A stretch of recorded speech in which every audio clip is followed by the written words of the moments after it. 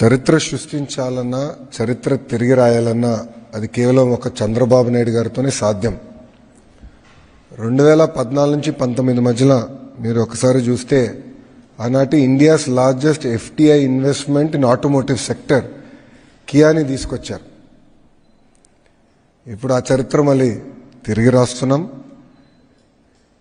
India single largest FDI investment in history, సుమారుగా $15 billion worth Google భారతదేశంలో పెట్టుబడి పెడుతుంది, ప్రత్యేకంగా ఆంధ్ర రాష్ట్రంలో పెట్టుబడి పెడుతుంది.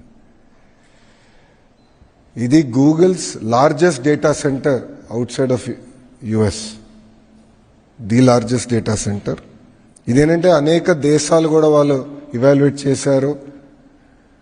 మన దేశం పైన జీరో అయిన తర్వాత అనేక రాష్ట్రాలను ఇవాల్యుయేట్ చేసి ఆంధ్ర రాష్ట్రానికి వెళ్తేనే స్పీడ్ ఆఫ్ డూయింగ్ బిజినెస్ వల్ల మనం ఈ పెట్టుబడులు పెట్టగలుగుతాం, మనకి ఎలాంటి ఇబ్బందులు ఉన్నాయని వాళ్ళు గ్రహించి ఆంధ్ర రాష్ట్రానికి వాళ్ళు వస్తాం జరిగింది.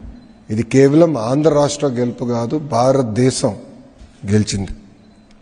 గతంలో ఎట్లయితే మైక్రోసాఫ్ట్ అనేది హైదరాబాద్ రూపురేఖలు మార్చిందో అది ఈ గూగుల్ పెట్టుబడి విశాఖపట్నం రూపురేఖలు మార్చిపోబోతుంది. ఇది కేవలం ఒక డేటా సెంటర్ గురించే కాదు, కేబుల్ ల్యాండింగ్ స్టేషన్ ఉంటుంది, రెన్యూబుల్ ఎనర్జీ ఉంటుంది, ఏఐకి సంబంధించిన అనేక కంపెనీలు కూడా విశాఖపట్నానికి వస్తాయి. కొన్ని రిపోర్ట్స్ కూడా మనం చూస్తే 25 టైమ్స్ మల్టిప్లయర్ ఎఫెక్ట్ ఉంటుంది ఈ పెట్టుబడుల వల్ల, 25 టైమ్స్. అలాంటి ఎకనామిక్ యాక్టివిటీ ఒక విశాఖపట్నంలోనే గూగుల్ చేయబోతుంది. ఈ ఒక్క పెట్టుబడి వల్ల మా అంచనా సుమారుగా 1,88,000 మందికి డైరెక్ట్గా ఇండైరెక్ట్గా ఉద్యోగాలు కల్పించగలుగుతాం. లోకల్ ఎకానమీలో సుమారుగా 48,000 కోట్ల 5 సంవత్సరాల ఇంపాక్ట్ ఉంటుంది ఒక లోకల్ ఎకానమీ మీద. ఇదంతా మీరు చూస్తే మొదటి మీటింగ్ నేను సెప్టెంబర్ 2024లో గూగుల్ ప్రతినిధులు విశాఖపట్నానికి వస్తే వాళ్ళని హోటల్లో నేను లంచ్ ఆర్గనైజ్ చేసి నేను నా కారులో ఆనాడు అక్కడ తీసుకెళ్ళి ఎక్కడైతే ఆ డేటా సెంటర్ వస్తున్నా స్థలం వాళ్ళు కూడా చూపిస్తాం జరిగింది. కరెక్ట్గా ఒక నెలలో తర్వాత నేను యూఎస్కి వెళ్ళా, మీ అందరూ తెలుసు, అక్కడ గూగుల్ క్లౌడ్ లీడర్షిప్ని కూడా నేను కలుస్తాం జరిగింది. ఒక నెల తర్వాత అంటే నవంబర్లో గూగుల్ ప్రతినిధులు వచ్చి గౌరవ ముఖ్యమంత్రి గారిని ఇదే హాల్లో వాళ్ళు కూడా కలుస్తాం జరిగింది. అక్కడ మేము చర్చించినప్పుడు ప్రత్యేకంగా ఆంధ్ర రాష్ట్రంలోనే చట్టాలు సవరణ కాకుండా దేశంలో ఉన్న కొన్ని చట్టాలని సవరణ తీసుకురావాలి, కొన్ని అంశాలపైన క్లారిటీ కావాలని వాళ్ళు ఆనాడు కోరటం కూడా జరిగింది. అది నేను స్వయంగా అశ్విని వైష్ణవ్ గారిని కలిసినప్పుడు కూడా ఆయన దృష్టికి తీసుకెళ్లాను, ఆయన వర్క్ చేశారు. గౌరవ ముఖ్యమంత్రి గారు, ఫైనాన్స్ మంత్రి నిర్మలా సీతారామన్ గారు కూడా అనేక మార్లు కలిసారు ఈ అంశం పైన.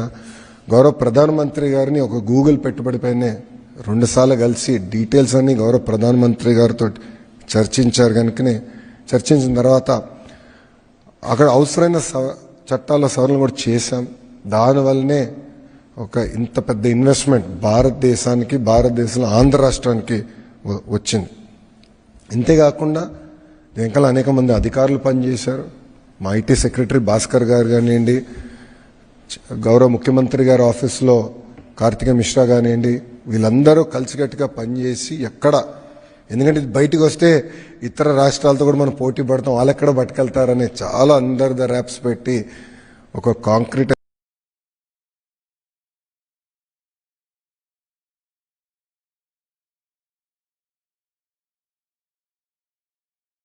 అయ్యే వరకు ఎక్కడ మనం మాట్లాడతాం కూడా జరగలేదు. చాలా జాగ్రత్తగా చేసుకుంటూ వచ్చి నర్చర్ చేసి ఈ ఇన్వెస్ట్మెంట్ని విశాఖపట్నానికి తీసుకొస్తాం జరిగింది. ఆంధ్ర రాష్ట్రం సాధించింది, భారతదేశం సాధించింది. ఇది ఒక మాటలో చెప్పాలని అందరం గర్వపడాల్సిన అవసరం ఉంది. ఈరోజు మీరు ప్రపంచంలో ఎక్కడ చూసినా, పేపర్లు ఎక్కడ చూసినా కూడా భారతదేశం గురించి మాట్లాడుతున్నారు. ఈరోజు లార్జెస్ట్ ఇన్వెస్ట్మెంట్ ఇట్లా వచ్చింది, ఎలా వచ్చిందని నాకు చర్చ జరుగుతుంది. మా లక్ష్యం ఒకటే, ఒకే రాష్ట్రం, ఒకే రాజధాని, అభివృద్ధి వికేంద్రీకరణ. అనంతపూర్ని మొబిలిటీ వ్యాలీగా చేసి చూపించాం కియా మోటార్స్ వల్ల. నార్త్ అనంతపూర్, కర్నూల్లో ఇప్పటికీ పెద్ద ఎత్తున రెన్యూబుల్ ఎనర్జీ పెట్టుబడులు వస్తున్నాయి, పంప్ స్టోరేజ్ ప్రాజెక్టులు వస్తున్నాయి. ఇంకో పక్కన సిమెంట్ ఫ్యాక్టరీ కూడా మనం చూస్తే కొన్ని క్లియర్ చేసిన కొత్త ఫ్యాక్టరీలు 2 వస్తున్నాయి.